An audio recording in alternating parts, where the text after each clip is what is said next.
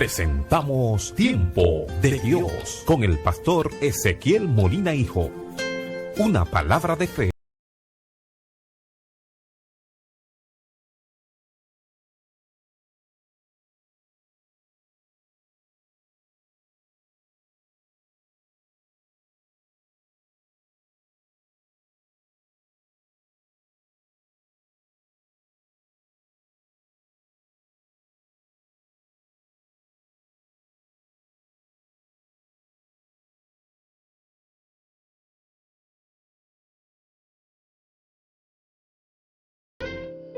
San Lucas 17:1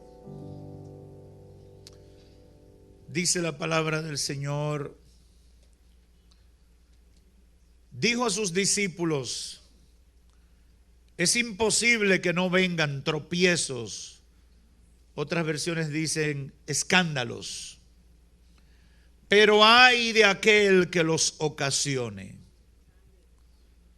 Mejor le fuera que se le atase una piedra de molino al cuello y que fuese lanzado al mar, que hace tropezar a uno de estos pequeñitos. Mirad por vosotros mismos, si tu hermano peca, repréndele. Y si se arrepiente, perdónale. Si 7 veces al día peca contra ti y 7 veces al día vuelve a ti diciendo me arrepiento, perdónale. Los apóstoles le dijeron al Señor: con lo que acabas de decir, aumentanos la fe.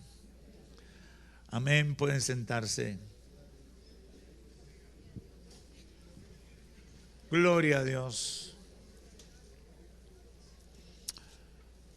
Hoy quiero hablarle con el tema escándalo, la gran prueba de fe para los pequeños.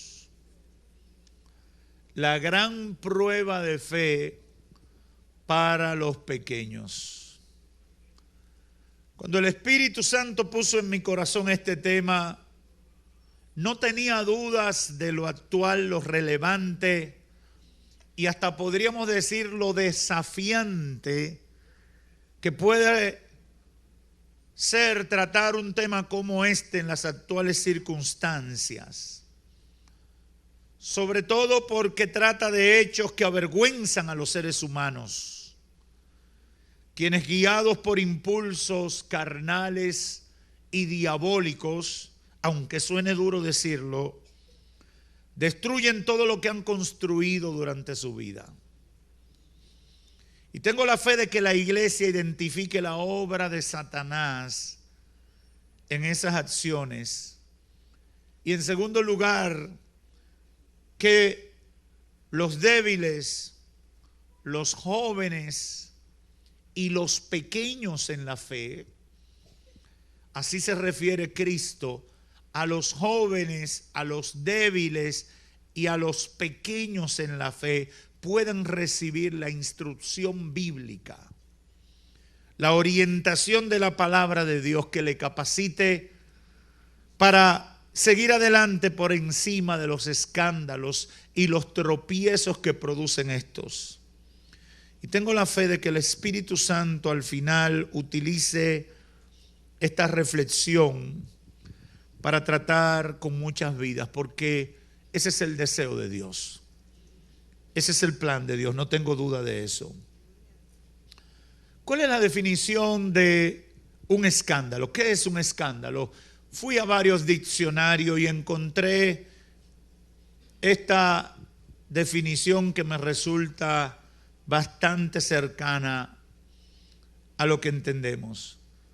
Dice, un escándalo es un dicho o hecho que causa gran asombro o indignación en alguien, especialmente por considerarlo contrario a la moral o a las convenciones sociales. También es un hecho o una acción o algo que se declara que afecta la moral de las instituciones que un individuo o un grupo de individuos o personas representa. Un escándalo es sinónimo de desenfreno. Un escándalo es sinónimo de desvergüenza. Un escándalo es sinónimo de mal ejemplo.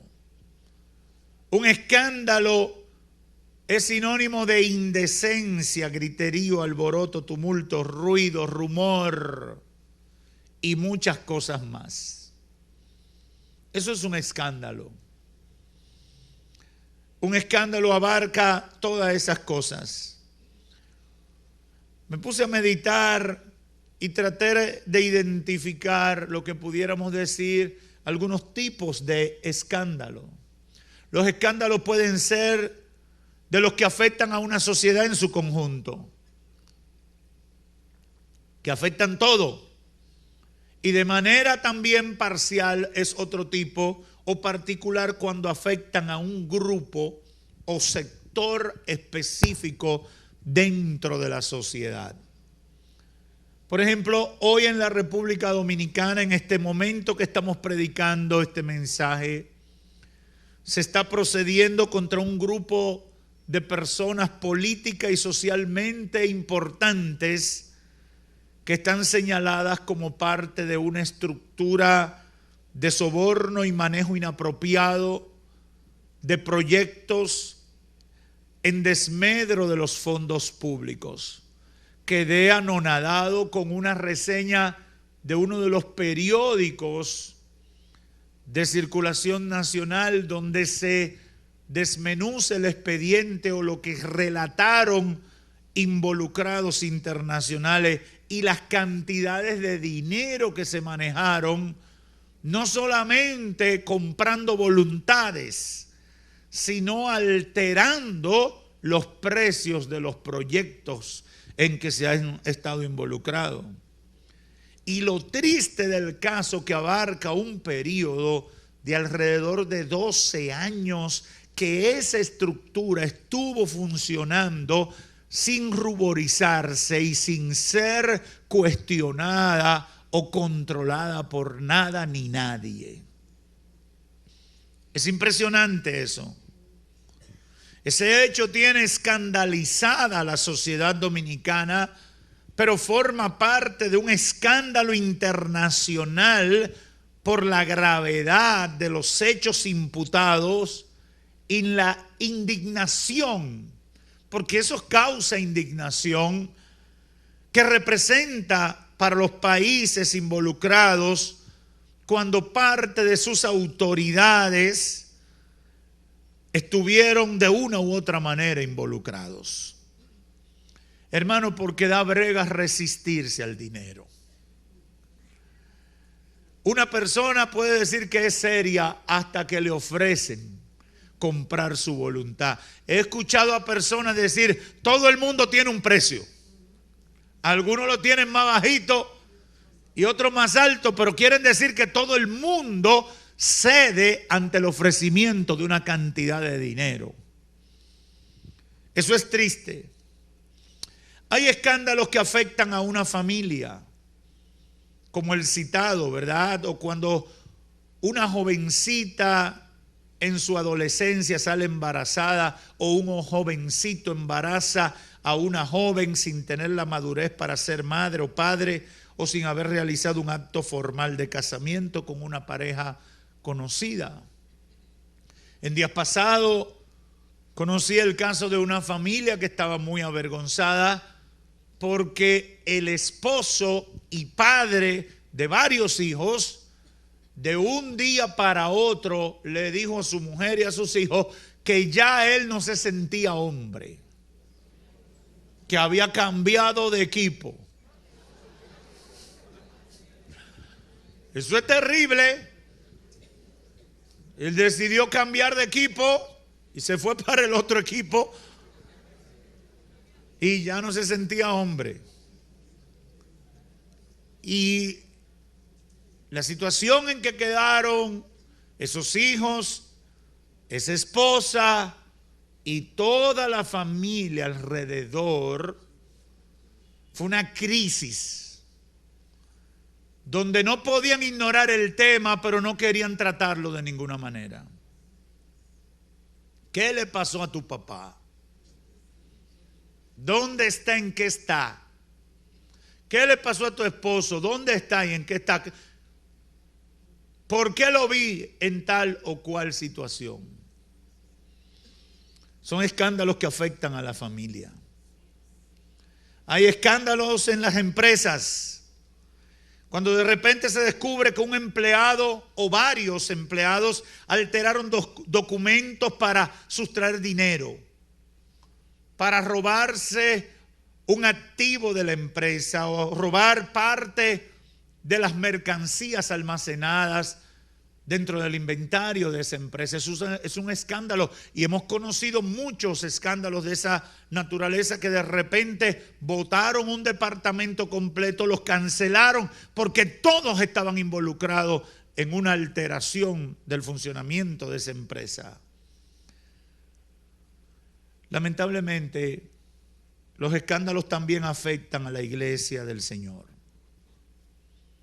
Como grupo social, la iglesia experimenta escándalo cuando personas que ejercen el ministerio o se identifican como cristianos cometen actos contrarios a los principios morales y espirituales que presenta o promueve el cristianismo. Recuerdo en los años 80, al final de ellos, cuando varios predicadores norteamericanos muy famosos que tenían programas de televisión y cadenas de televisión que cubrían todos los Estados Unidos y gran parte del mundo, como si fuera un castillo de naipes, uno detrás de otro, fracasaron. Cometieron pecados de inmoralidad, unos de manejo equivocado de dinero, otros. Esos grandes ministerios y organizaciones fueron avergonzados.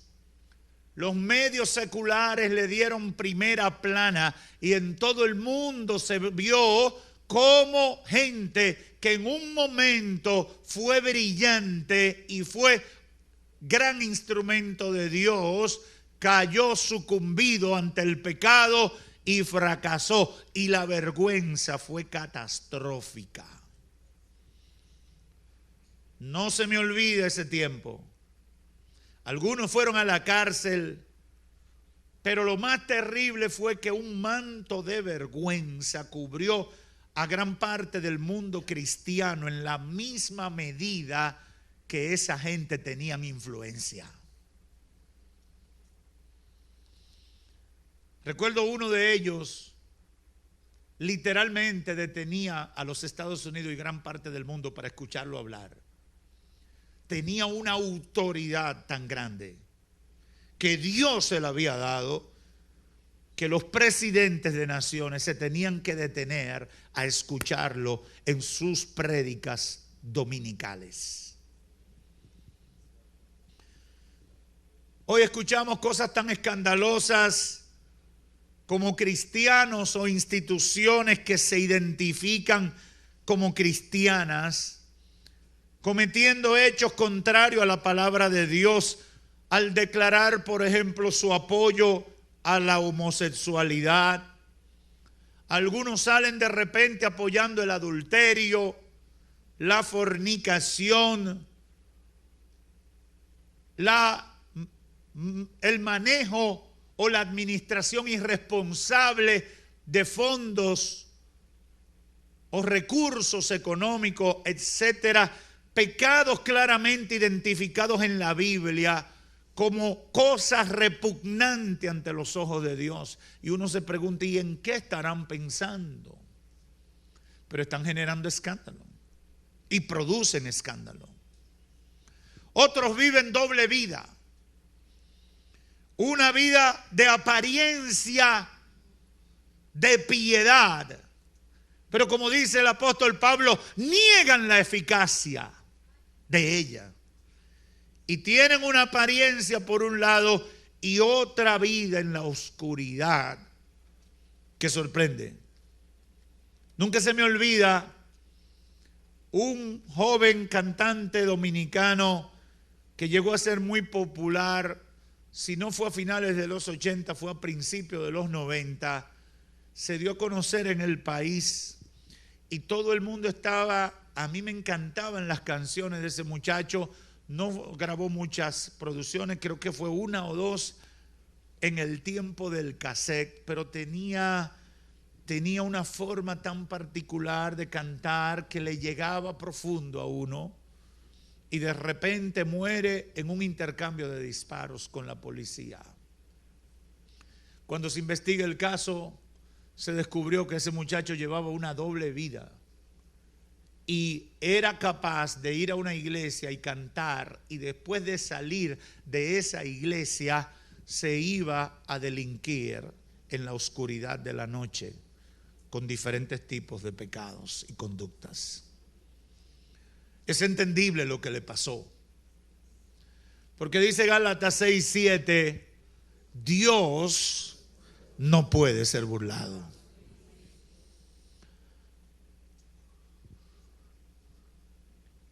¿Cuál es el efecto inmediato de un escándalo? ¿Qué produce? ¿Qué impacto tiene un escándalo en la vida de mucha gente y en la sociedad? Los escándalos se convierten en piedra de tropiezo para un practicante o simpatizante de la fe. Cuando un cristiano es protagonista de un escándalo, por la razón que sea, se convierte automáticamente en una piedra de tropiezo para la fe de mucha gente que quizás está buscando de Dios con sinceridad, pero al ver el mal ejemplo se desanima. Otro efecto es que gente que simpatiza y tienen el deseo y sienten la necesidad de buscar de Dios, al ver ese tipo de conducta, ponen un freno, porque dice, si eso es el que está adentro, si eso es el que es visible, imagínate. Piensan que como fulano de tal era un gran representante del evangelio, ese hombre o mujer falló, no vale la pena seguir la fe, porque si esos son los visibles, ¿qué pasará con los anónimos?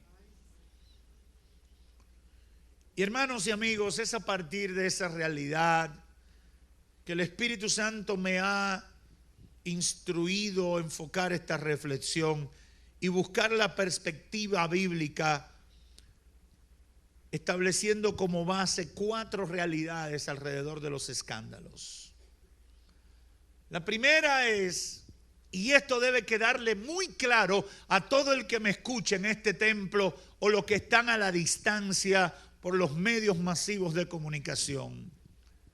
Un escándalo dentro de la vida cristiana, que en esencia se convierte en un tropiezo para la fe de muchos, es la más clara evidencia de la obra del enemigo, el diablo, quien hace un trabajo de resistencia a la obra de salvación para el mundo que Jesucristo otorga y el cual predica y promueve la iglesia.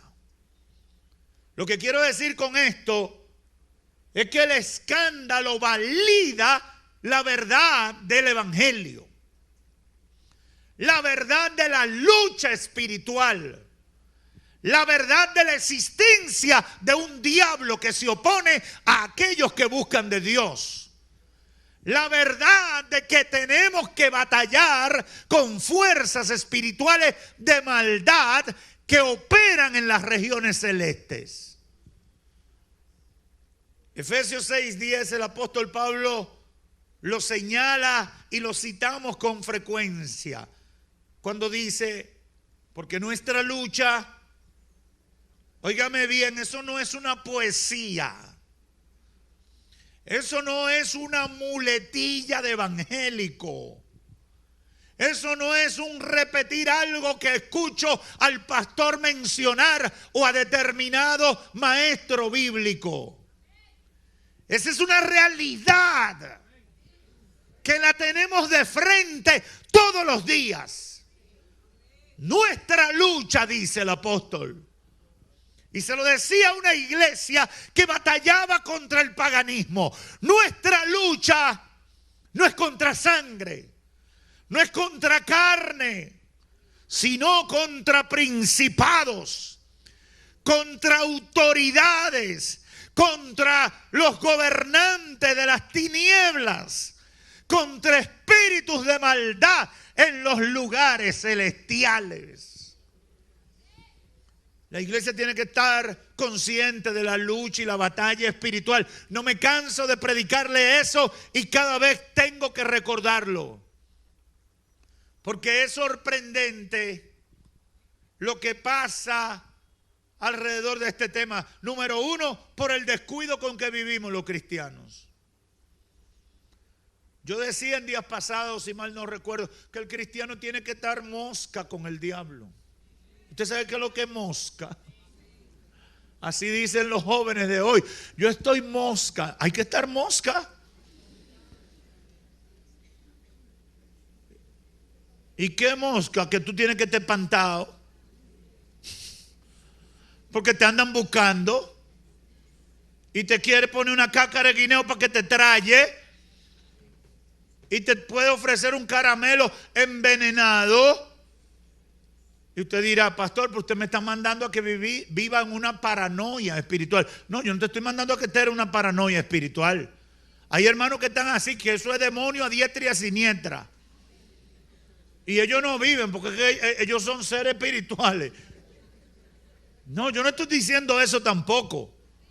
Yo lo que te estoy diciendo es que no te puedes descuidar, que no te puedes entretener, que no puedes vivir al margen de esa realidad. El diablo es real, los demonios son reales, las tentaciones son reales. Y Dios quiere que tú entiendas que tu lucha no es contra sangre ni carne.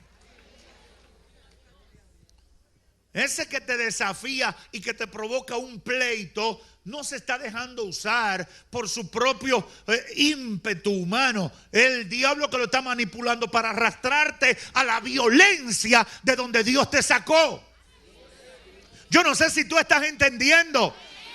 Esa mujer que te sonrió sabiendo que tú eres un hombre casado, que ya tú no estás en esas andanzas de antes, insiste y quiere hablar contigo y te tira por WhatsApp y te tira por Twitter y te tira por Instagram y te tira por Facebook. Tú tienes que bloquearle en el nombre de Jesús y decirle, eso no va conmigo, yo soy nueva criatura.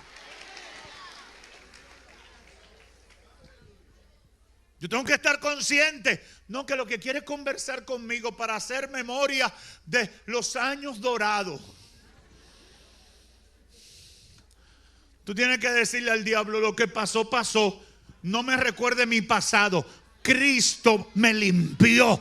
Todo ha quedado borrado. Soy nueva criatura. Aleluya.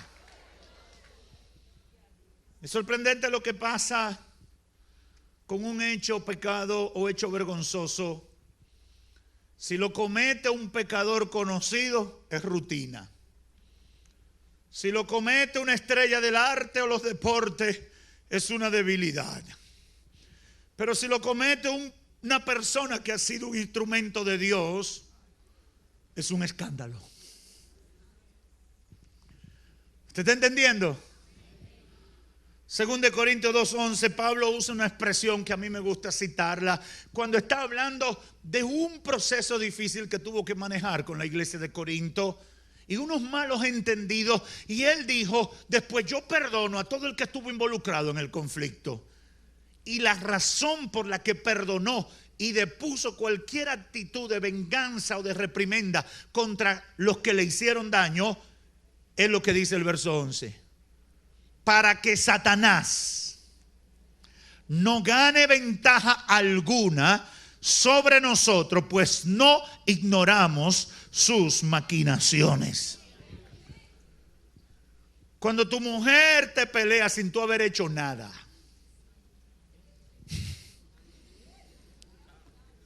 dile, Satanás, yo no le diga a ella Satanás, porque entonces se agrava.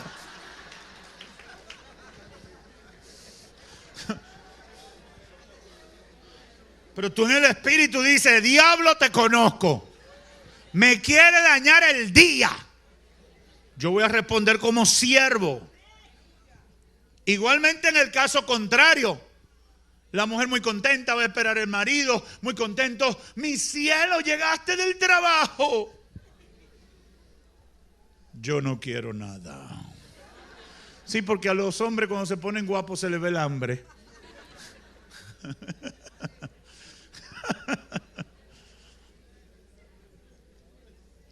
Cuando tú ves un comportamiento anormal,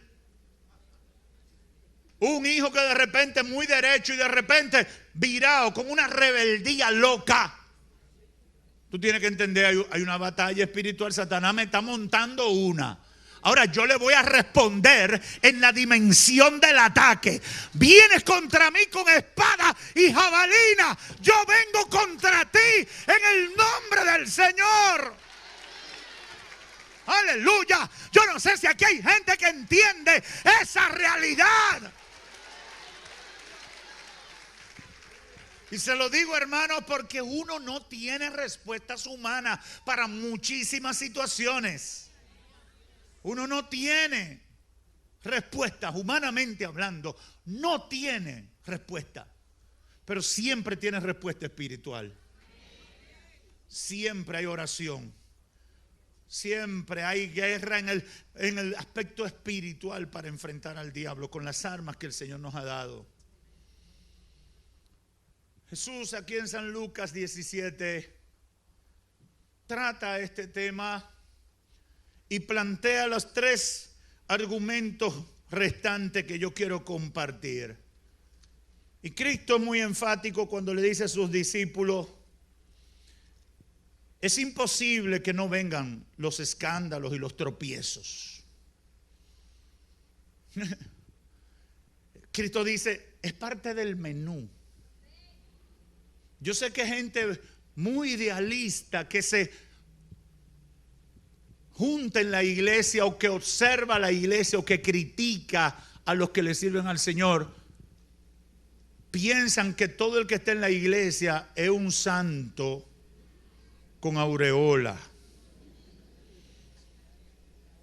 Y eso no es bíblico. Jesús dice, es imposible que no vengan los tropiezos y los escándalos, que estarían presentes siempre. Y esa es la segunda realidad que yo quiero plantear en esta noche. Van a estar presentes los escándalos. Tendremos que enfrentar hermanos en la fe, hombres de Dios, mujeres de Dios, que en un momento fueron lumbreras, van a experimentar, a veces van a ser ellos los objetos de escándalo o el centro de un escándalo en la obra de Dios y afectando negativamente la sociedad y la fe de mucha gente. Y usted se preguntará, y es natural preguntarse, ¿por qué es inevitable que hayan escándalo? Por 2 razones fundamentales. Número 1, porque el hombre es responsable de sus actos y Dios no le coarta, no le limita la libertad, ni arranca la cizaña antes de que llegue el final de la siega.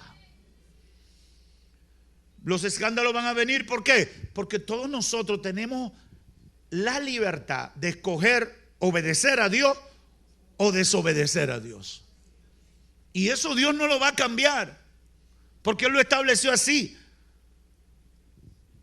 Si usted le sirve al Señor y decide permanecer obedeciendo al Señor, amén, va a llegar a la meta. Pero usted tiene la libertad de devolverse. Todos tenemos la libertad de poner la reversa. Dios no lo va a impedir, porque yo tengo ese derecho y Dios no me va a quitar un derecho que Él me ha dado.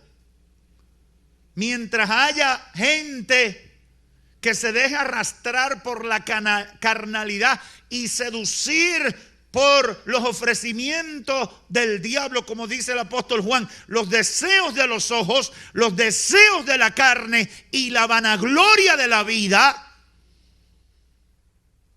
habrá gente que va a fallar, gente que se va a dejar arrastrar. Y la segunda razón es porque las ocasiones de tropiezo y esto nos da brega entenderlo, pero es fundamental que lo entendamos, las ocasiones de tropiezo sirven para moldear el carácter del verdadero creyente y disciplinar a los hijos de Dios. Cuando yo tengo que vivir y ser impactado por lo que le pasó a otro, eso desarrolla mi carácter en Cristo Jesús. Porque entiendo, número uno, que dependo de Dios, que si me suelto me hundo. Número dos, que el que crea que está firme, cuídese de no caer. Número tres, que el juego no se ha terminado hasta que lleguemos al cielo, la meta. Yo no sé si tú lo entiendes eso. Dile al que está a tu lado, este juego no se termina hasta que llegue a la meta. Óyeme, tu victoria, puede haber mucha gloria en tu vida, puede Dios hacer muchos milagros en ti y en tu familia, pero la meta tuya es llegar al cielo. La meta tuya es terminar tu vida en obediencia al Dios que te salvó. Hay gente que se pierde en la gloria de lo que ha recibido. Y Dios quiere que nosotros nos mantengamos alerta. Es bueno todo lo que Dios ha hecho en tu vida hasta ahora. Es bonito, es maravilloso, es glorioso. Pero si te desvías, no tiene sentido ni valor todo lo que ha pasado. El éxito es estar hasta el final y llegar a la meta. El tercer argumento y el segundo que Cristo plantea en este pasaje bíblico es que el propósito del enemigo, del diablo, es destruir a los pequeños con los escándalos. Mire cómo dice el Señor: es imposible que no vengan tropiezos, mas hay de aquel por quien vienen.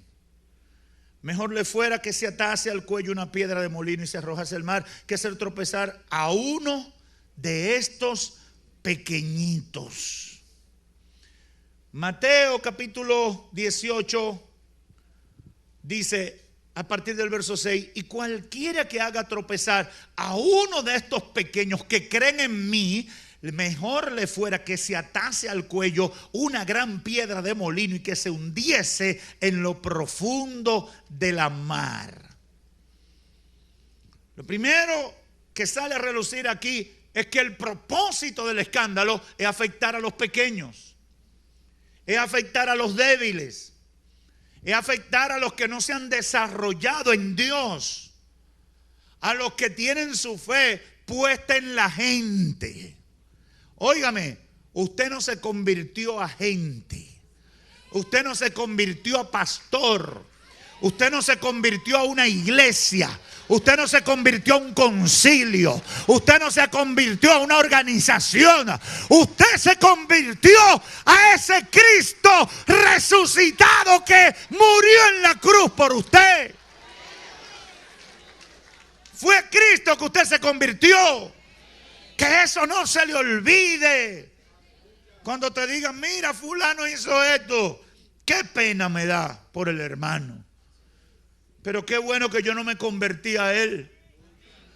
Yo me convertí a Jesucristo. El día que yo di el paso, lo declaré a él mi Señor y mi Salvador. ¿Cuántos de los que están aquí se han convertido a Cristo? Si hay alguno que se convirtió a Ezequiel Molina, padre o hijo, yo quiero decirle que se salga de eso. Conviértase a Cristo. El fin es destruir la fe de los pequeños por la falta de madurez o la falta de conocimiento de los fundamentos de la fe. Satanás incita a los escándalos y tiene objetivos. Por eso los cristianos, en la medida que Dios nos da notoriedad, tenemos que hundirnos más en la humildad, en la sencillez y en la búsqueda de Dios. ¿Usted sabe por qué? Porque si usted antes de el Señor hacerlo notorio oraba 1 hora diaria, cuando el Señor lo hace notorio tiene que orar 2. Si usted era mosca antes del Señor hacerlo notorio, cuando el Señor lo hace notorio tiene que ser súper mosca. ¿Por qué? Cuando yo era niño había una expresión que cuando tú tenías algo contra alguien o odiaba a alguien decían, ese le tiene tirria. Déjeme decirte, Satanás te tiene tirria. En la medida que Dios te usa, Satanás te tiene tirria. En la medida que la gracia de Dios se proyecta a través de ti, en la medida que tú eres notorio para el reino de los cielos, Satanás está enojado contigo. Analice el proceder de la gente con los escándalos que surgen alrededor de la iglesia y se van a dar cuenta que es muy diferente a lo que sucede con otros grupos de la sociedad. Por ejemplo, si un deportista lo agarran consumiendo esteroides, drogas, borracho como una uva, como le pasó a Tiger Woods esta semana, esa estrella del tenis o del golf, como ha pasado con muchos peloteros de las grandes ligas y demás. Si un deportista lo agarran consumiendo sustancia prohibida, la gente no deja de seguir ese deporte. Le sigue gustando el deporte. Y considera al deportista como él es el responsable de sus hechos. Y a veces lo juzgan hasta como una víctima. Es que esa mujer que él tenía era muy mala. Yo lo entiendo a él. Lo justifican. En algunos casos, tratando de indultarlo frente al error que han cometido. Igual pasa con un profesional de la medicina, de la ingeniería, de la política, etcétera. Si cometen un error, lo condenan al individuo. No condenan a la clase ni al grupo profesional que representan. Cuestionan y si condenan a alguien es al individuo. Ahora bien, en el caso de los cristianos, si un cristiano comete un error, se descalifica la fe. Y se descalifica a todos los cristianos por el error que cometió uno que no se sabía si era cristiano de verdad, porque era posible que era de la secreta. ¿Usted cree que el hermano que escribió la película Cristiano de la Secreta se lo inventó, tuvo un sueño después de unas harturas? No. Fue observación. Fue observación de lo que pasa con alguna gente. Si un cristiano falla, descalifican la fe y juzgan a todos los cristianos de la misma manera sin haber conocido la conducta de ellos. Eso obviamente es una manera injusta de razonar, pero no podemos esperar flores de nuestro enemigo, el diablo, quien domina el sistema en que vivimos. Yo no espero flores del diablo, porque yo sé que mi enemigo, mi adversario, y yo sé que al diablo no le gusta nada de lo que yo hago para Dios. Por lo tanto, yo no espero reconocimiento del diablo. Por eso no puedo entender cómo ahora hay tantos cristianos que están en las artes cristianas, que el desvelo de ellos es decir, fui nominado me premiaron con el premio tal, un premio de un grupo de impíos que no tienen más que un alma que salvar. La única cosa importante es su alma para salvarse. Pero lo que yo hago para el Señor no necesita reconocimiento de aquel que pertenece a ese sistema de pecado. Pastor, es usted un antisocial. No, yo no estoy diciendo que soy un antisocial, pero eso no es lo que me motiva a mí a hacer lo que hago. Si me quieren reconocer, que me reconozcan. Si le importa y lo consideran valioso, que lo valoren. Pero eso no se convierte en la razón de lo que yo hago. Pablo dijo, para mí el vivir es Cristo.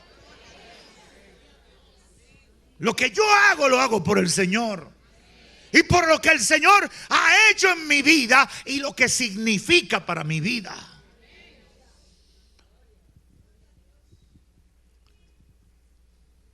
Satanás no nos va a dar flores cuando cometemos errores. No es bueno que ocurran los escándalos, pero no deben sorprendernos. Jesús los advirtió.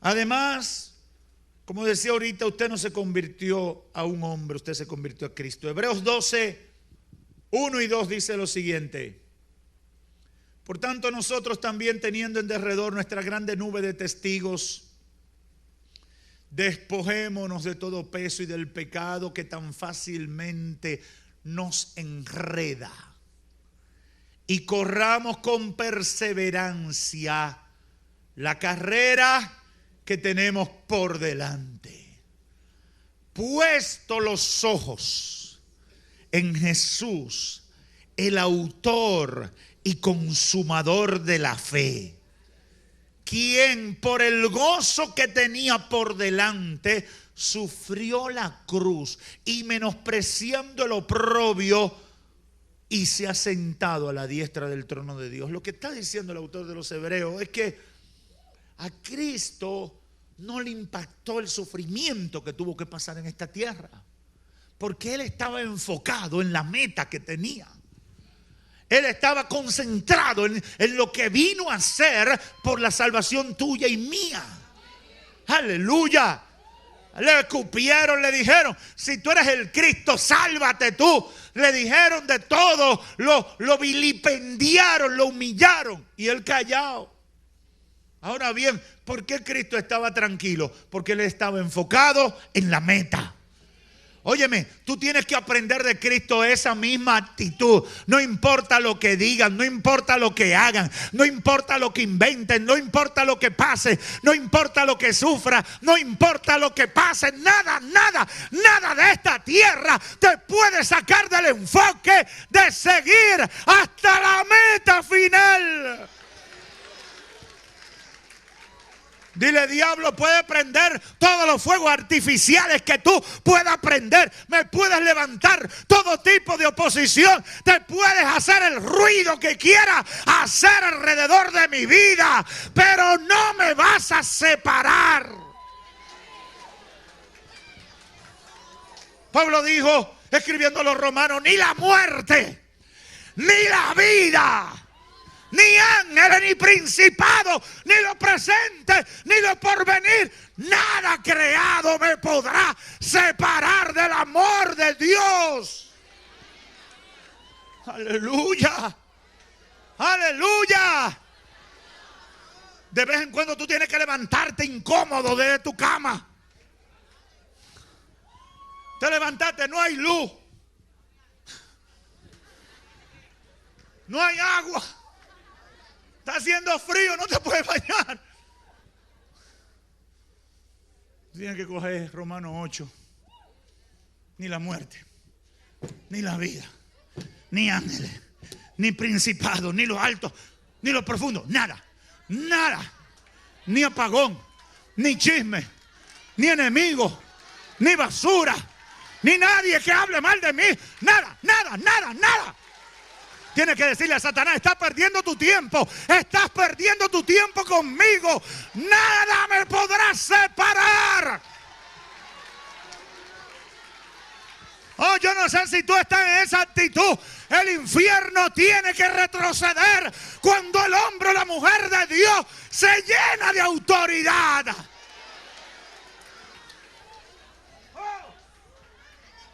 Oh, Jesus. Oh, Jesus.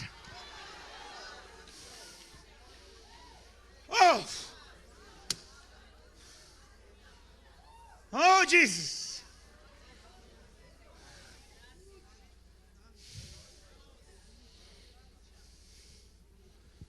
En tercer lugar, Cristo advierte que quienes provoquen los escándalos le va a llegar su factura. Por eso yo también tengo que cuidarme de no ser parte de un escándalo. En otra parte el Señor advierte que cuando hablen mal de ti, sea porque estén hablando mentira. Porque la verdad es cuestión de tiempo para salir a la luz.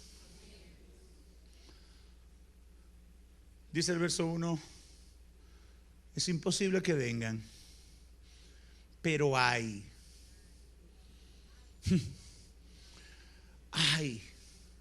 de aquel que lo ocasione. Hermano y amigo que me escucha, los hay que aparecen en la Biblia son peligrosos. Los hay siempre avisan algo terrible que no tiene forma de explicar con palabras llanas. Creo que en Mateo 24 dice, ay de los moradores de la tierra. Y en Apocalipsis, ay de los moradores de la tierra. Como quien dice, no le puedo ni explicar lo que le viene. Y Jesús dice, no fue ni Juan, ni Pedro, ni Pablo. Jesús dice, ay de los que provocan escándalo, que se convierten en tropiezo para mis pequeñitos. Déjame decirte que el Señor cuida a sus pequeñitos.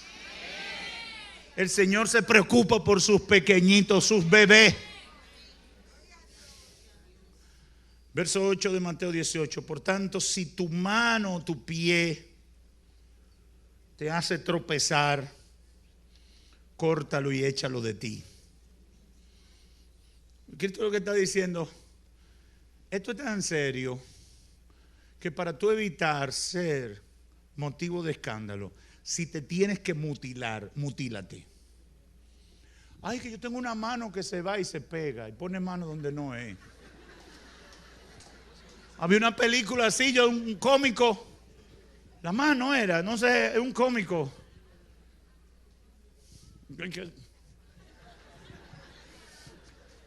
Entonces el Señor dice, bueno, como tú eres un débil que la mano se le va, dale machete, cháquete, porque la mano tú no la puedes controlar. Y atención, hombre, dice el Señor, si tus ojos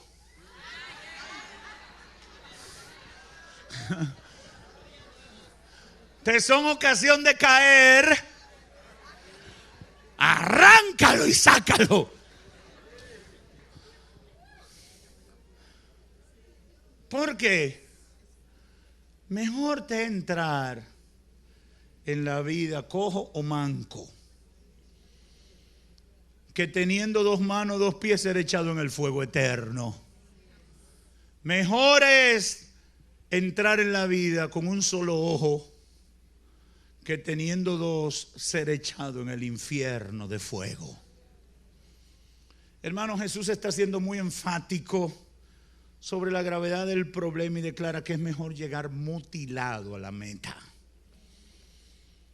Eso es un lenguaje figurado, pero que debe orientarnos muy bien. Quiero terminar con lo siguiente. Los escándalos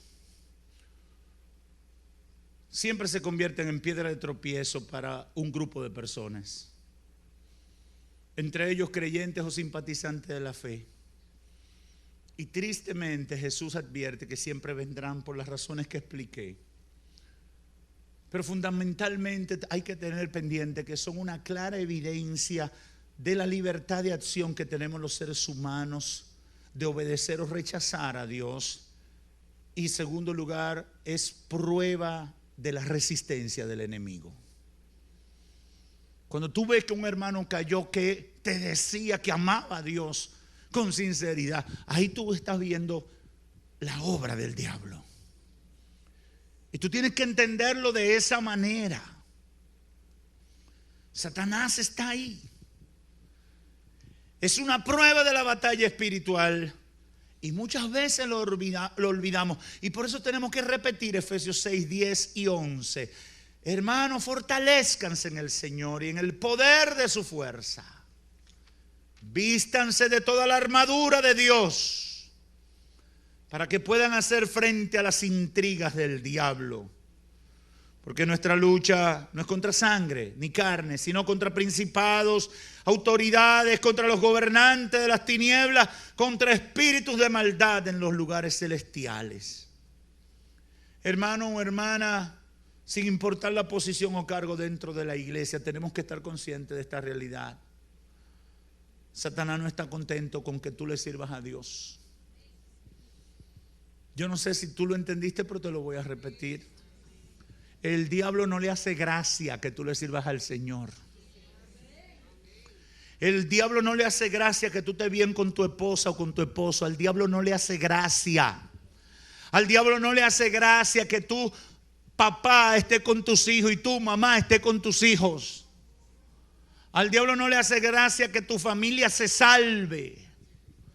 Al diablo no le hace gracia que tus hijos le sirvan al Señor. Al diablo no le hace gracia que la gloria de Dios se esté manifestando en todo lo que tú haces y tú seas un testimonio viviente de la gracia y la misericordia de Dios. Al diablo no le hace gracia eso.